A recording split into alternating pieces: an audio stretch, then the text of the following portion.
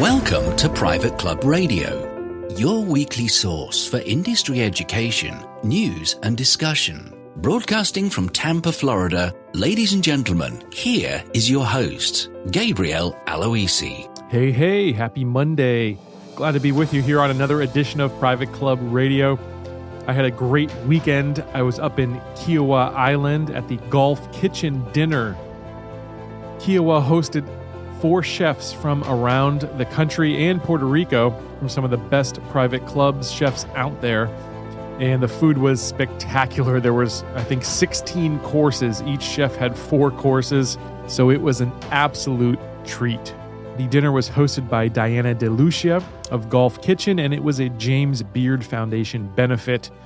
You'll hear more about that in an upcoming episode of Private Club Radio. I actually interviewed the chefs, got their takes on what's happening in the private club industry and what they see in the culinary world. And it's a really good program that I'll have coming for you in the next week or two.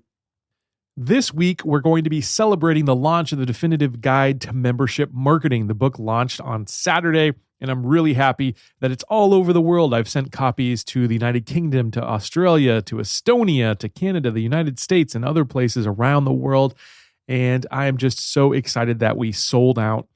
I even got my second batch of copies in, and I only have a few left. So I'm just extremely excited and honored that the book has done so well. And so what I wanted to do is give you an overview, if you haven't read the book or don't know much about the book, a little overview of what's inside. So the main premise of the book is that clubs are making one of 3 fundamentally critical mistakes when they are marketing their membership or communicating their membership message out there in the world. And this book really gets into what those mistakes are and how do you solve them. So I'm going to play an interview for you when I was recently on a show called That Business Show. It's hosted by a friend of mine here locally in Tampa. His name is Jamie Maloney. And this show, as you'll hear, is really geared towards entrepreneurs and business owners. But what I did is take the lessons from this book and from what I've learned in the private club marketing world and make them applicable to really anyone out there. But for our purposes, of course, this is really going to give you a taste of what is inside the book. So here's the interview, and I hope you enjoy that I am on the other side of the mic this time. We've got a great guest today, one of my good friends, Gabriel Aloisi. He is the founder of the Private Club Agency, and he is with us today. And he's also the author of the book, The Definitive Guide to Membership Marketing. And so, Gabe, welcome into the program this morning. Jamie, thanks for having me be on your show and be the guinea pig for your 2.0. It's pretty awesome to be here with you. Absolutely. And so you can learn more about this over at membershipmarketingbook.com, membershipmarketingbook.com. And let's talk a little bit about this book. In this book, you've got some lessons that are very applicable to business owners. Start us off with one of these lessons. Absolutely, yeah. So there's 3 main lessons in the book, in the introduction to the book, where I talk about some mistakes that I see clubs making across the country. And those mistakes are what I see entrepreneurs making all the time as well. So the first one is selling to the wrong emotion. And what I mean by that is people buy things, and especially luxury things, for emotional reasons. They don't buy them for logical reasons, yet there's so many companies out there that try to sell to the logical side of the brain. And so I have some examples I like to use, and one of them is shoes, right? Nobody buys shoes because it's a logical purchase, right? Well, people might say, oh no, I need them because I'm going running. Well, why are you going running, I ask? Well, I want to go running because I want to feel good. I want to get in shape. So again, it always ties back to that emotional reason that people buy things. And so often I go to a club or a business's website and they list off a bunch of bullet points about what makes them so great. And they talk about all these very logical things, right? So in my world, again, it's, hey, our course was designed by so-and-so, this architect, and it's got 12 tennis courts, and we've got a banquet facility that can seat 250 people. And again, all these really logical reasons. But why do people actually want a private club membership? They want to enjoy their lifestyle. They want to relax. They want to make friends and be a part of a community.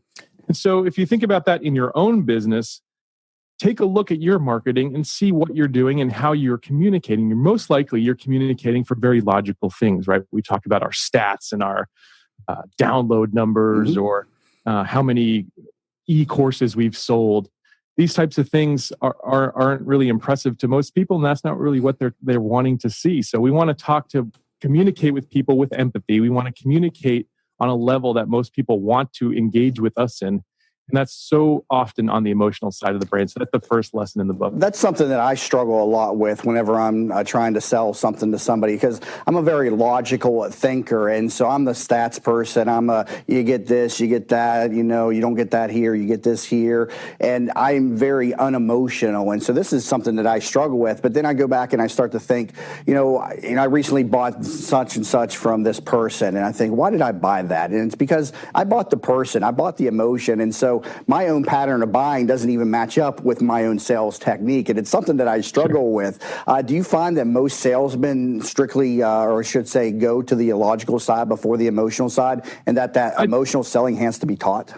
Yeah, I think it is. It's a learned skill. And one way to really learn it is to really become a better storyteller. That's the shortcut I tell people, is tell a story. People connect with stories. Since we were cavemen sitting around a campfire, we were sharing stories, and it's really something ingrained deeply within human nature to connect with people via a story. So that's one way you can shut off that logical side of your brain, turn something very logical into a story. So in my book, the example I give is, a lot of times I'll see in social media accounts for these clubs, they're trying to get their message out, and they show a picture of a guy holding a trophy from the tournament he won. It's, hey, Mr. Jones won the member guest tournament on Tuesday. Hooray, blah, blah, blah.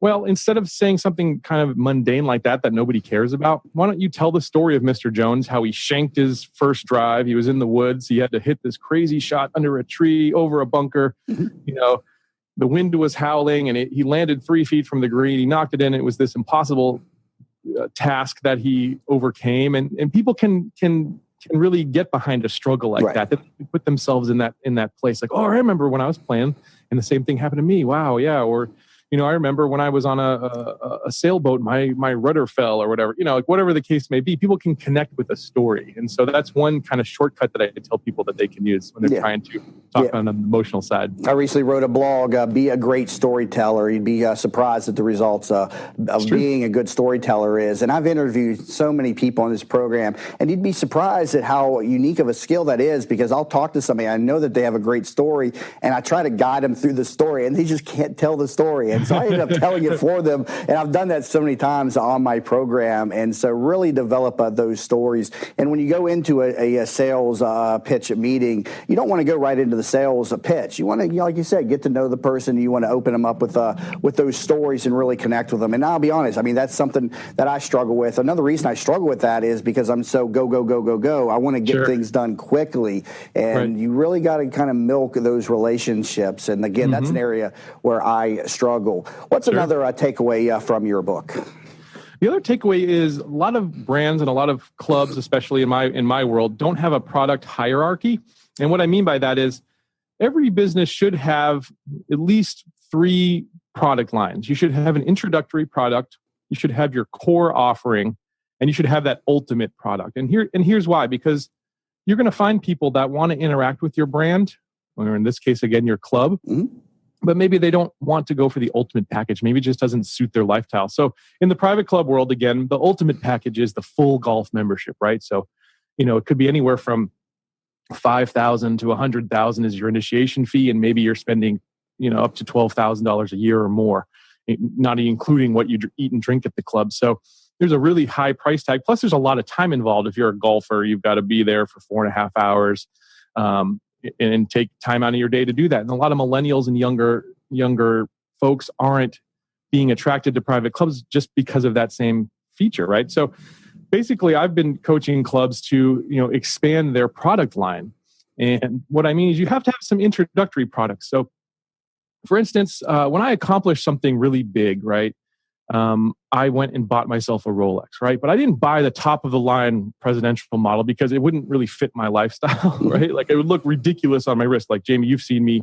I wear jeans and a polo shirt is kind of my go-to outfit, right? So if I had this really gaudy Rolex on, it would just stand out and be ridiculous. So, I bought a very a lower end model, I guess you would call it, but it's what really suited my personality. So whatever product that you're selling, you've really got to have that hierarchy.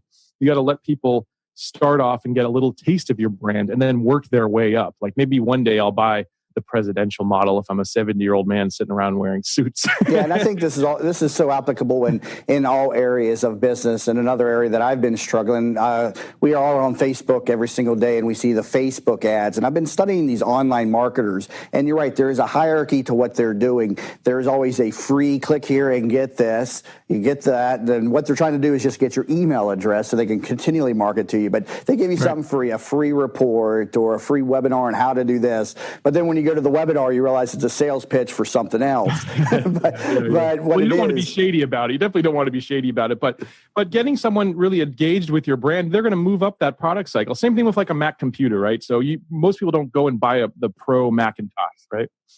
They don't buy the top of the line Mac. What they do is they probably start off with an iPad or an iPhone or maybe a lower end iMac. And someday they might need the Pro Mac, but almost nobody starts off with the top. Right.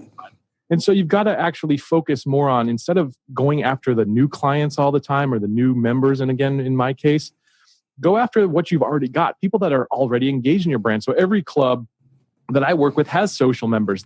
Well, if they have the social category, I should say, where they have tennis members. These are people you can move up your product hierarchy.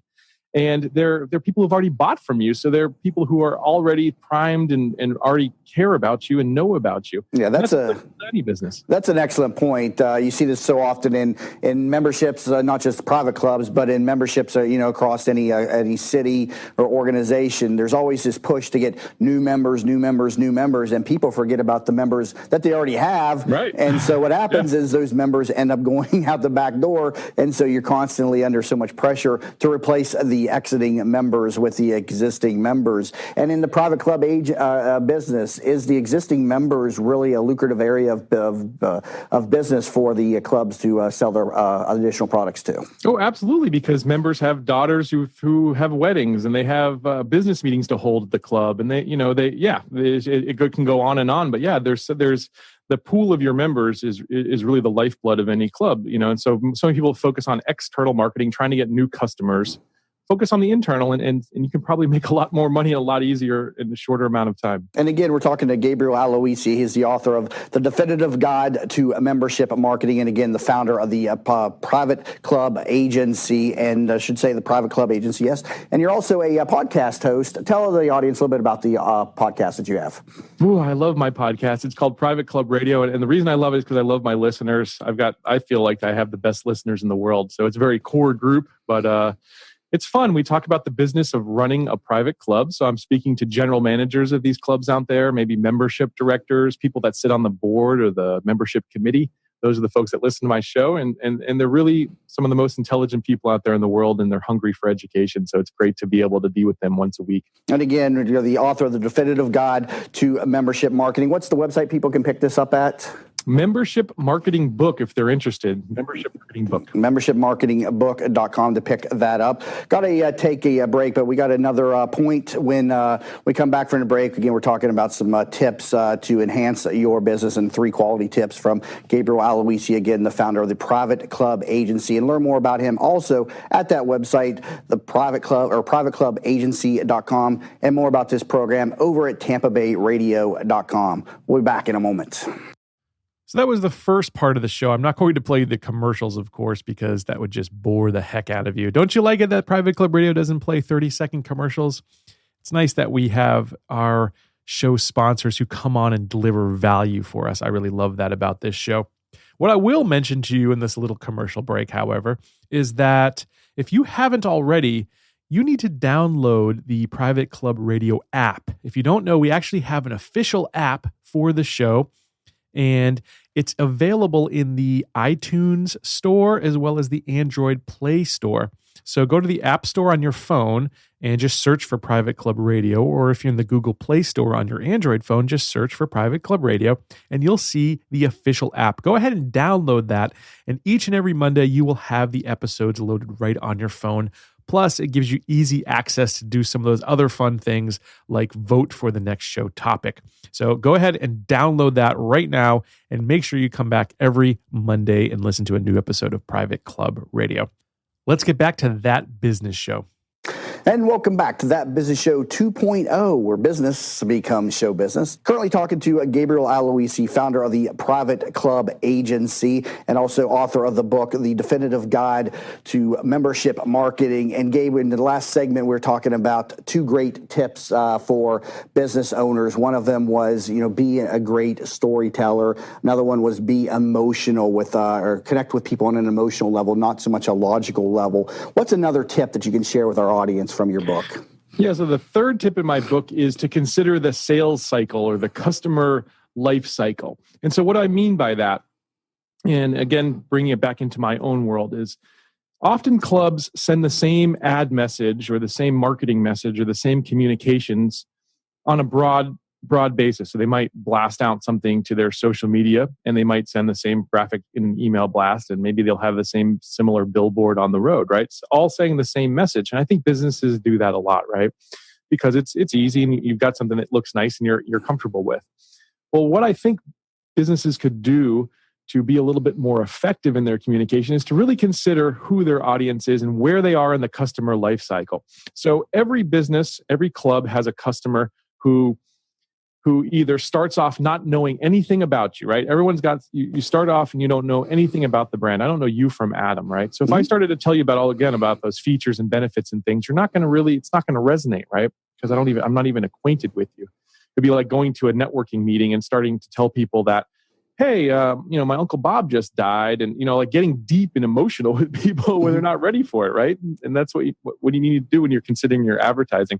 So if someone goes from I called an unaware prospect, someone who knows nothing about you, to an aware prospect, someone who knows a little bit about you and is kind of intrigued, someone who is maybe considering your product or service, and someone who's actually going to buy your service. You need to actually focus your message a little bit different and speak to different areas when you're talking to people who are on different areas of that life cycle. So for instance, when you're using mass media, Jamie, billboards, things like that, you don't want to give all the dirty details. You want something quick, something that they'll just see you and recognize you and know you exist. On your social media account, it's completely opposite. That's when you're really wanting to build a relationship and give them a message that's going to be a little bit deeper, a little bit more personal. So there's a hierarchy to the advertising methods then out there, from billboards to social media. Just like you had said, there is a hierarchy to your productization. Exactly. Yep. Exactly. Yep. Perfect. That's a great analogy. So yeah, I think clubs have missed the boat there historically, and I think a lot of businesses do the same thing, where they build one ad and it's kind of one size fits all. So here's a little analogy that I like to use. So if BMW was going to place an ad in a Car and Driver magazine, they're probably going to talk about the torque and all these things that guys like, right? But if BMW is going to place an ad and say GQ, maybe they'll have a picture of a guy maybe with a woman on his arm, or maybe he's dressed in a suit and he's leaning on his car, or there's like some sleek curves to the car. So you need to cater to the audience that you're actually serving. You can't just do a one size fits all marketing approach. Right. That's another area that I struggle with, because every time I'm giving a pitch or I'm writing an ad for something, I write it how I would be attracted to. And so often I hear from people like, that doesn't appeal to me. That doesn't appeal to me. I'm like, why? You get this. I've explained it perfectly. And so that's another area that I disconnect from people. That's that logical brain of mine and not the emotional brain of mine. And so that's why you got to get people like Gabe here to handle your marketing and help you out with those things, because you got to be able to shift your message depending on where the message is going to. Now, Gabe, talk to us a little bit about your background. You're a marketing expert, and also you've went into this niche, the private clubs. So let's talk a little bit about niching. Why did you go into the private club business? Yeah, great question. I was just speaking with a mutual friend of ours, Mark Ensign, about this yesterday, and so he was diving deep into my why. Actually, he was pulling it out of me right on my show, and I guess it really boils down to when I was really young. I started playing golf when I was 3 years old. That was my connection to my dad, and we've always had that our whole life. So he was a professional golfer and a former professional golfer at the time, actually. And we grew up teaching me the game, and it was just fun to be with him. It was the little thing that we had.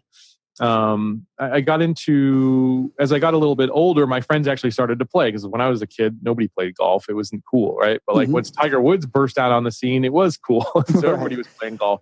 And then I got to spend a lot of time with my friends who were working at these private clubs. And that was always my dream as a kid. I wanted to be a member of a private club. And as a marketing agency, did it not scare you when you wanted to go into that niche? Because so many people are thinking, I just got to get any business I can get. I don't want to just focus to private clubs. I'd be missing out the restaurants and the bars and all these other businesses I could be marketing to. How do you overcome that obstacle or that fear? Well, I mean, to be perfectly honest with you, when I started the agency, I would take anything that came at me, absolutely. But I think you're attracted to things that you love, and so it took me a couple years. But once I got in a little bit, I had a few clients, and it's a very tight knit industry. Most people know each other in the industry. I was able to get the ball rolling there, and launching the podcast really is what really took it to new heights for me in terms of raising my profile and being able to reach a bigger audience. It's been great. And are you still an avid golfer these days? Yeah, not as avid as I'd like to be. I like to play, I'd love to play a couple times a week. I probably end up playing a couple times a month, honestly. Golf is just one of those games I've never understood. I always joke. I'm going to get you out there one day, Jamie. I always joke that I'm saving it for retirement. I got to look forward to something in retirement. And it seems like all the seniors out there like to golf. To me, and we're in Florida here, it's way too hot during the summer. I'll tell you why you shouldn't wait, though, Jamie, because if you wait till retirement, you're going to it's just going to frustrate you, because you're going to want just an easy day and relax, but then you're going to get frustrated because you're just learning the game. So you need to learn it now. That way you can enjoy it when you're retired. I mean, there's a lot that goes into golf, though. I've been out on the golf course a couple of times, and I'll play a hole or two. Then I'll tell my group I'm not playing. I just wait for the beer cart to come around and grab a drink and relax after that. But there is a lot that goes into that game. I mean, how long did it take you to really kind of be comfortable as a golfer? How long does it really take to go out there and have a good game? Well, it's different for everybody. For me, it was a little easier because I really grew up playing it. Like I said, my dad put a club in my hand when I was 3 years old. Takes most people probably at least 3 to 5 years to really get a good handle on it. So it takes some investment, emotionally too, because like I said, it can be a pretty frustrating game for sure. Now, doing other things now to make it a little bit easier for people to get involved. We know they're here locally in Brandon, Florida. There's a Top Golf, and that's a concept that's making golf more casual, more social. You can practice the game and then get to learn it. So by the time you step on a course, you're in a lot better shape. Now, we were just in PodFest over in Orlando again. Yeah, Gabe's a podcaster. I'm a podcaster. A lot of podcasters in the Tampa Bay and Orlando community. And he was in the new documentary called The Messengers that was produced by Chris Kermitzos. So look for that out here pretty soon. The release was just last week at PodFest. But there's a clip in there, and I want you to share with it because it was so interesting. But it was on the idea of perception. And share this story with us. All right, sure. So actually, the Messengers came out. We got to Black Diamond Ranch, which is a great club up in a little north of us here in Tampa. And what happened was I was living in the Philippines back in 2007, and for the first time I walked into a bar with a friend of mine, and I'm looking at the menu, and rum and Coke is $1. And I said, okay, well, that's in our money, of course. I said, that's pretty cheap. A double rum and Coke was 75 cents, right? A triple rum and Coke was 50 cents. And so I'm like sitting there scratching my head. I'm like, wow, well, this is great. So I asked the bartender, what's up with this? And she says, sir, here in the Philippines, Coke costs more than rum. Yes. So the more rum I had, the price went down because the Coke was the expensive item. So the lesson that I got from that I like to share with people is what you think and what the customer perceives can be totally different. So often what a customer puts value on can be totally different. So again, you really need to understand your target market. You need to shift that perception in your own mind so that you can speak in the level and really provide the value. Know your customer. When you know your customer, you can build products and services for that customer. Yeah. So that's going to delight and entertain them. If you just think that, well, this is what I think is going to work, that if you're just working on opinion, and opinion is going to take you down the wrong road so many times. So you need to have facts. You need to do your due diligence up front. You really need to understand your target market. Such a great point. I remember him sharing that story on the Messenger. I was confused, but I was like, why is that cheaper? And it's so obvious when you say that in Philippines, rum is cheaper. So you just don't think that way. And again, it's awesome rum, by the way. It's called Tanduay. It's been voted the world's #1 rum, believe it or not. Very cool. All right, well, we got to wrap up another great show here. Gabriel Aloisi, founder of the Private Club Agency, also the author of The Definitive Guide to Membership Marketing. Pick up a copy of that book, membershipmarketingbook.com. Did I get that right? Membershipmarketingbook.com? You got it, Jamie. Thank you so much. Sounds good. Gabriel Aloisi, thank you so much for being with us today, and take care. Thanks for having me. Well, there you have it. That was my appearance on That Business Show hosted by Jamie Maloney. I definitely recommend you check out that program if you get a chance. You don't have to be in Tampa Bay to listen to it. They have it online there.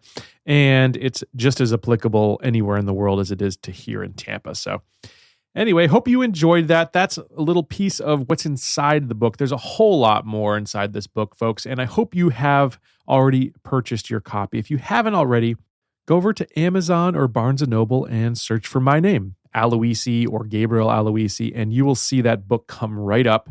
It's called The Definitive Guide to Membership Marketing, if you already don't know that by now. I don't know why I'm repeating that. I'm sure you do, because you've heard me drill that into you for the last 2 months. But I'm just so excited about it. So thank you for giving me a little leeway here and bearing with me. But if you also would like to purchase a signed copy, you can do that at membershipmarketingbook.com, and I'll actually sign it for you and pop it in the mail.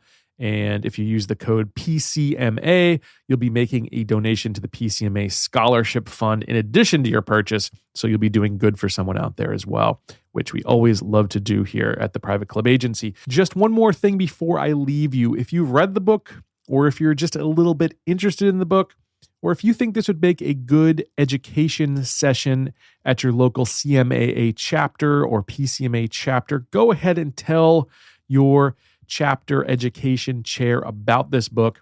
I would love to get a copy in their hands, and I would love to come out to your chapter and give a little presentation related to this. So if you want to hear more, please reach out to your chair. That would help me a lot, because I want to spread this message and get it in the hands of as many people as possible, because I think it's a critical message that the world of private clubs needs to hear. Thank you so much for listening today. I hope you have a productive week there at your club. And until next week, here's to your membership success.